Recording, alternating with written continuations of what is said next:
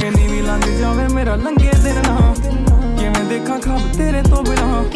कहदे अखियां नू तक लो जरा मेरे बस विच होवे उत्थे रोक ला समा एक मेरे उत्ते करे एहसान कुड़े ओ हुण इन्नी भी ना बने अनजान कुड़े मेरे लिखिया दिल ते तेरा नाम कुड़े